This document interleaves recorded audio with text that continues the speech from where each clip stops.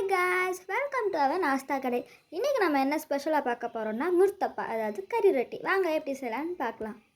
நீங்கள் chicken fry இருந்துச்சுன்னா அது கூட சேர்த்துக்கலாம். நான் என்ன ஆட் பண்ணியிருக்கேன்னா சிக்கன் கிரேவி செஞ்சு அதில் இருக்கிற சிக்கனை நான் பீஸ் போட்டு ஒரு பிளேட்டில் வச்சுருக்கேன். கேரட், ஆனியன், கொத்தமல்லி, புதினா, பச்சை மிளகா இதெல்லாமே கட் பண்ணி ஒரு பிளேட்டில் இருக்குது. வாங்க எப்படி மசாலா செய்யலாம் நம்ம பார்க்கலாம். சிக்கன் வறுத்த எண்ணெய் இருந்தாலும் நீங்கள் ஆட் பண்ணிக்கலாம். கடாயில் எண்ணெய் சூடு வந்ததுக்கப்புறம் ஃபஸ்ட்டு ஆனியனை நல்லா வதக்கிடுங்க. நல்லா ப்ரௌனியாக கலர் மாறினதுக்கப்புறம் நம்ம ஜிஞ்சர் கார்லிக் பேஸ்ட் ஆட் பண்ணி நல்லா வதக்கிக்கலாம். வாசம் வந்ததுக்கப்புறம் கொஞ்சமாக மிளகாத்தூள் ஆட் பண்ணி அதுவும் நல்லா வதக்கிக்கலாம்.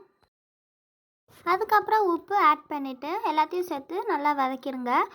அடுப்பு மீடியம் ஃப்ளேம்லேயே இருக்கட்டும், ரொம்ப வேகமெல்லாம் இருக்க வேண்டாம். என்னென்ன மசாலா ஆட் பண்ணணும்னு பார்த்துடலாமா? பெருஞ்சீரகம், ஜீரகம், கரம் மசாலா, மிளகுத்தூள் எல்லாமே கொஞ்சம் கொஞ்சமாக நீங்கள் ஆட் பண்ணிவிட்டு ரொம்ப வதக்க வேண்டாம். ஸோ ஓரளவுக்கு வதங்கினா போதும். அதுக்கப்புறம் நம்ம ரெடியாக பீஸ் பண்ணி வச்சுருக்கிற சிக்கனை நம்ம ஆட் பண்ணி நல்லா வதக்கிடுங்க.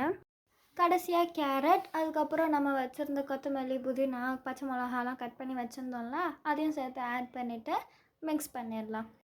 சிக்கன் கிரேவி இருந்துச்சுன்னா 1 ஸ்பூன் இல்லைனா 2 ஸ்பூன் ஆட் பண்ணிக்கோங்க, இல்லைனா பரவாயில்ல.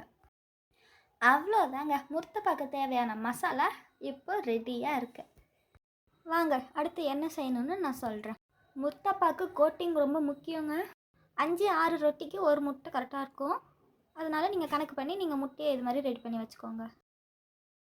பரோட்டா மாவெல்லாம் நல்லா பேரிச்சு நம்ம விசுறுவோம்ல, அப்போ விசுறப்ப என்ன செய்யணுன்னா மாவு பிய்யாமல் இது மாதிரி அழகாக எடுத்துக்கிட்டு நம்ம ரெடி பண்ண மசாலாவை நம்ம ஆட் பண்ணிக்கலாம்.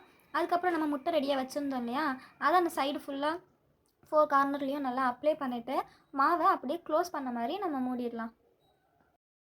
முக்கியமாக எந்த கேப்பும் இல்லாத மாதிரி பார்த்துக்கோங்க. நல்லா க்ளோஸ் பண்ணதுக்கப்புறம் நம்ம தவாவில் போட்டு எடுத்துடலாம். தவா நல்லா சூடாக இருக்கணும். ரொட்டி ஃப்ரண்ட் அண்ட் பேக் நல்லா ப்ரௌன் ஆனதுக்கப்புறம் நான் எப்போதுமே சப்பாத்தியாக இருந்தாலும் சரி பரோட்டாவாக இருந்தாலும் சரி ஒரு பவுலில் நெய்யும் ஆயிலும் கலந்து தாங்க மேலே அப்ளை பண்ணுவேன்.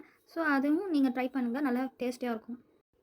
அவ்வளோதாங்க, ரொட்டி வெந்ததுக்கப்புறம் எடுத்துட்டா நம்மளோட டேஸ்டியான முர்த்தப்பா ரெடி. மறக்காமல் நீங்கள் ட்ரை பண்ணி எப்படி இருக்குன்னு நீங்கள் கமெண்ட்டில் சொல்லுங்கள். அப்படியே நம்ம சேனலையும் நீங்கள் சப்ஸ்கிரைப் பண்ணிவிடுங்க.